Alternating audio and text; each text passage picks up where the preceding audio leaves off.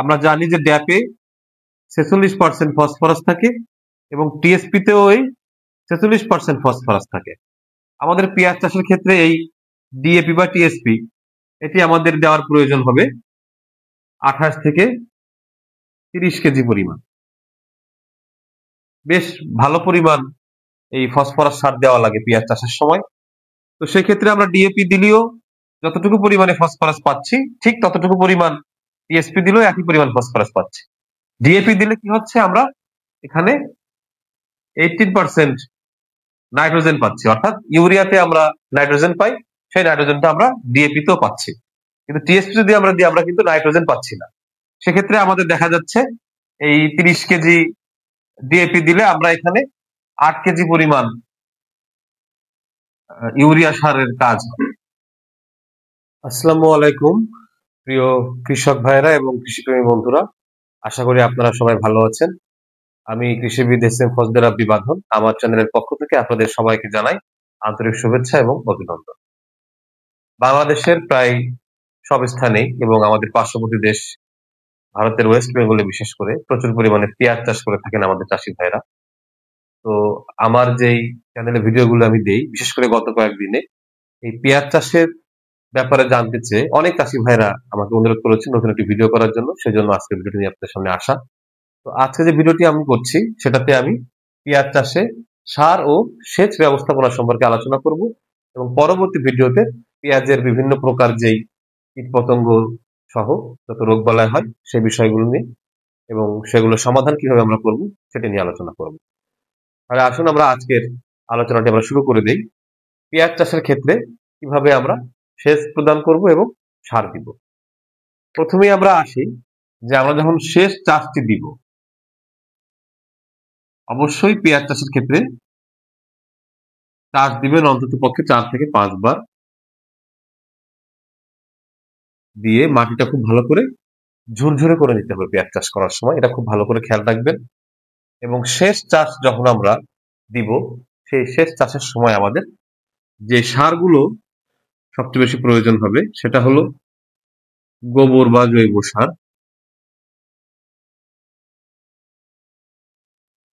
এটা বিঘা প্রতি আপনারা কমপক্ষে 800 থেকে 1000 কেজি পরিমাণ দেওয়ার চেষ্টা করবেন।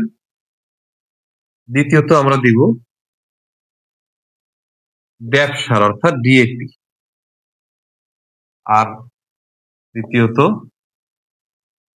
এমওপি অর্থাৎ লাল সার বলি আমরা যেটাকে। আরেকটি আপনাদের দিতে হবে, সেটি হলো জিপসাম। এই জিপসামে থাকে হলো সালফার। এই সারগুলো আমাদের দিতে হবে। এখন আসুন এই ডিএপি সারটা আমরা দিব হচ্ছে হলো ফসফরাসের জন্য। এই যে ফসফরাস, এই ফসফরাস যে নিউট্রিয়েন্টটা আছে ফসফরাসের জন্য আমরা এই ডিএপি সার দিব। আমরা তো ফসফরাসের জন্য টিএসপি সার ব্যবহার করি, তাহলে এখানটায় কি আমরা ডিএপি সার দিব নাকি টিএসপি সার দিব?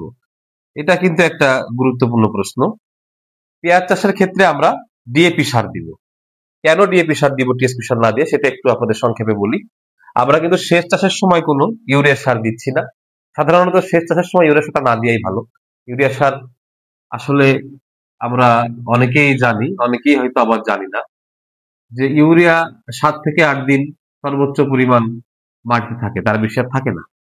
যে কারণে আমরা যদি এখানে টিএসপি সার ব্যবহার করি সেচ চাষের সময়, আমাদের পরবর্তীতে আমরা যে পরিপ্রয়োগটা করব সেটা 20-22 দিন পরে যে, তাহলে এই পেঁয়াজ শুরু থেকে যখন আস্তে আস্তে গাছটা হওয়া শুরু করবে তখন তো ইউরিয়ার প্রয়োজন হবে।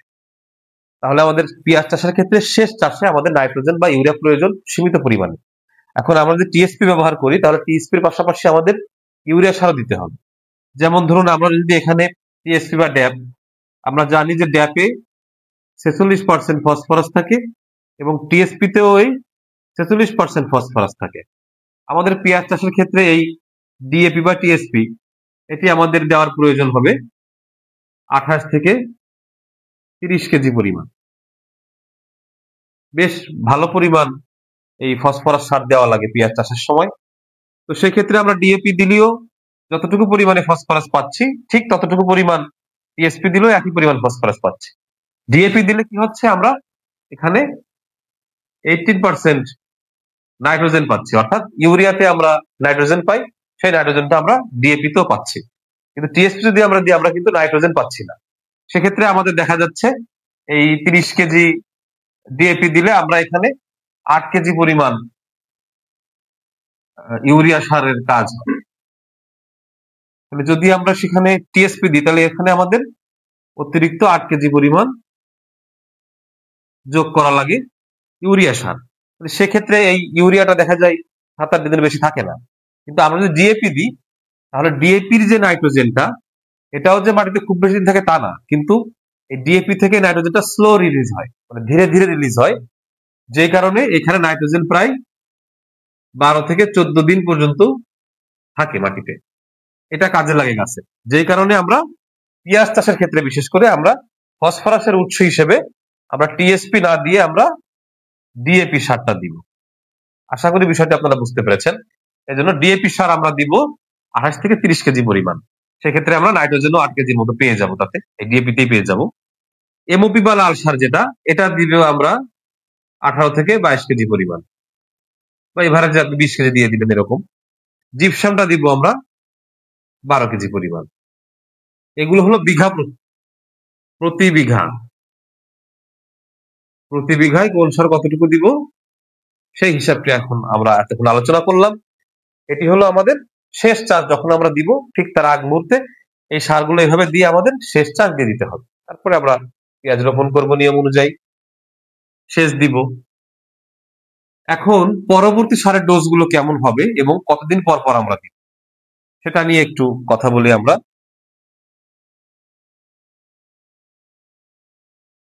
এবার আমাদের উপরিপ্রয়োগ করতে হবে।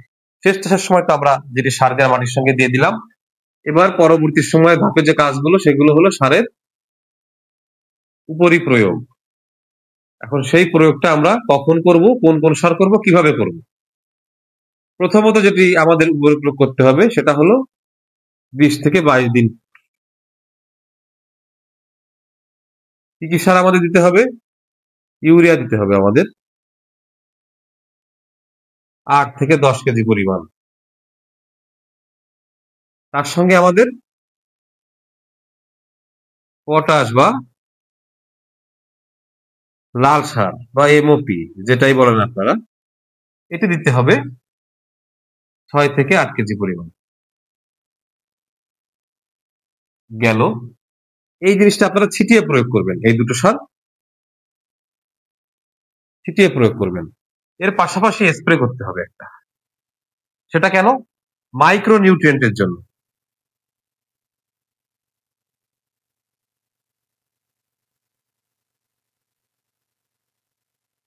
এখন মাইক্রো নিউট্রিয়েন্ট কি কি লাগবে এখানে?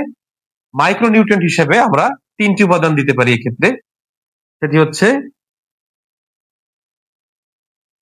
সালফার,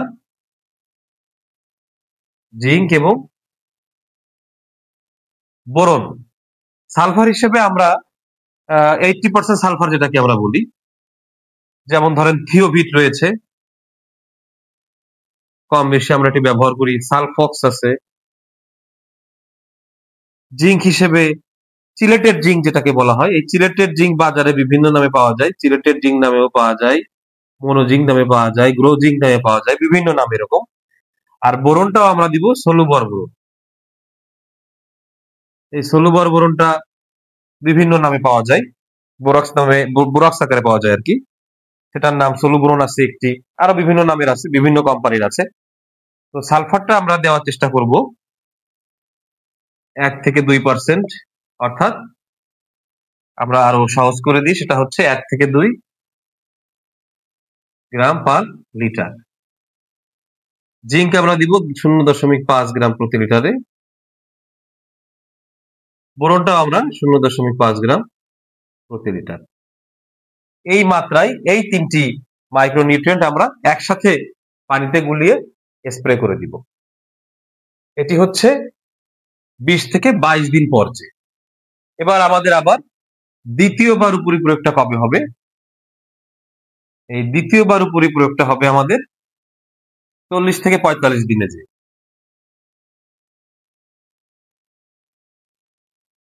এই সময়টা আমরা কি দিব? ওই একইভাবে ইউরিয়া দিব, সাথে এমওপি বা লাল সার অর্থাৎ পটাশ দিব।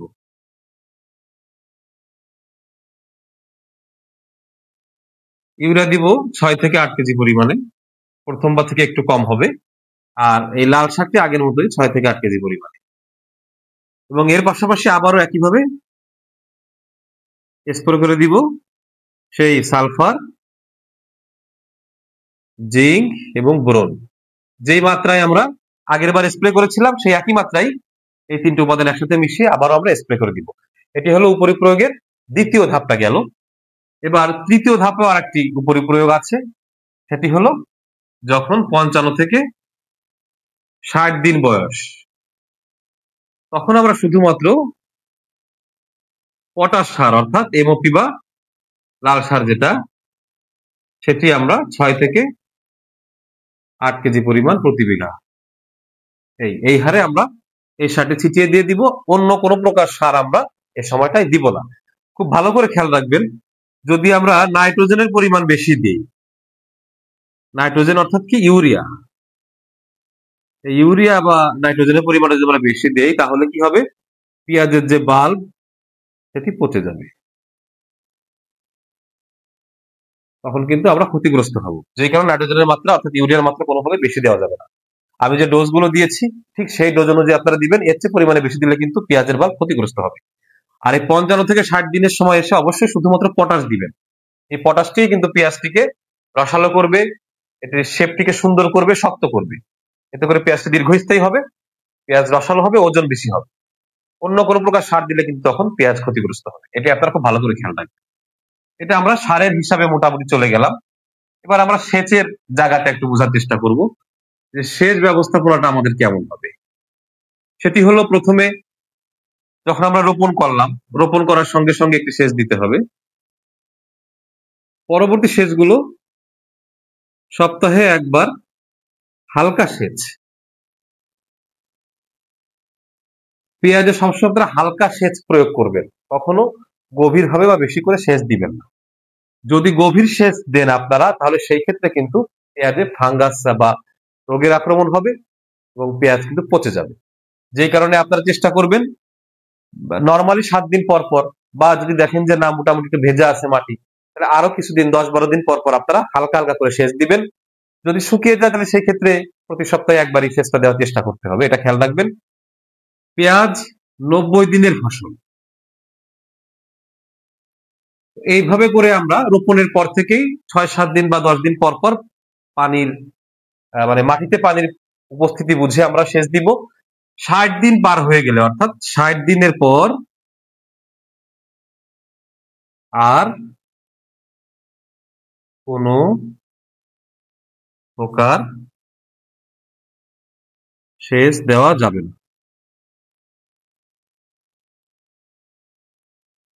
অর্থাৎ শেষ 30 দিন কোনো ধরনের সেচ দেওয়া যাবে না। ওই সময়টা সেচ দিলে কিন্তু পেঁয়াজের কোয়ালিটি আর ভালো হবে না এবং পেঁয়াজ ক্ষতিগ্রস্ত হতে পারে, পচন ধরতে পারে, নানা রকম সমস্যা হতে পারে।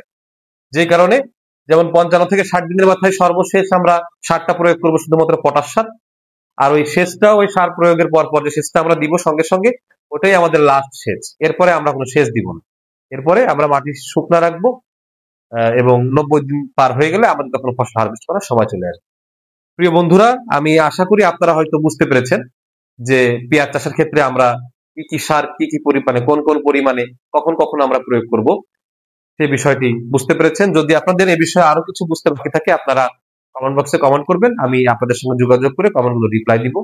যদি অন্য কোনো বিষয় অর্থাৎ কৃষি বিষয়ে কোনো প্রশ্ন থাকে সেটিও আপনারা করতে পারেন, আমি সেটারও রিপ্লাই দিব। যদি অন্য কোনো বিষয়ের উপর নতুন কোনো ভিডিও চান সেটিও আমাকে জানাবেন, পরবর্তীতে আমি সে বিষয়ে ভিডিও আপলোড দিব। যদি আপনাদের আজকের এই ভিডিওটি ভালো লেগে থাকে তাহলে অবশ্যই ভিডিওটিতে একটু লাইক দিবেন, কমেন্ট করবেন, শেয়ার করে বন্ধুদের মধ্যে ছড়িয়ে দিবেন যাতে সবাই দেখতে পারে। পাশাপাশি এ ধরনের কৃষি শিক্ষা বিষয়ক এরকম আরো ভিডিও পেতে আপনারা আমার চ্যানেলটিতে সাবস্ক্রাইব করে রাখুন এবং পাশে ডান পাশে যেই বেল বাটনটি আছে ওই বেল বাটনটি আপনারা চাপ দিয়ে রাখুন, তাহলে পরবর্তীতে আমি যে ভিডিওগুলো আপলোড দিব সেই নোটিফিকেশনটা আপনারা পেয়ে যাবেন, এবং সেখান থেকে এরকম কৃষি বিষয়ক নতুন নতুন যে আধুনিক আপডেট গুলো আছে সেগুলো আপনারা জানতে পারবেন এবং শিখতে পারবেন। প্রিয় বন্ধুরা, আজকের মতো সবাই ভালো থাকবেন, সুস্থ থাকবেন, আমার জন্য দোয়া করবেন। আল্লাহ হাফেজ।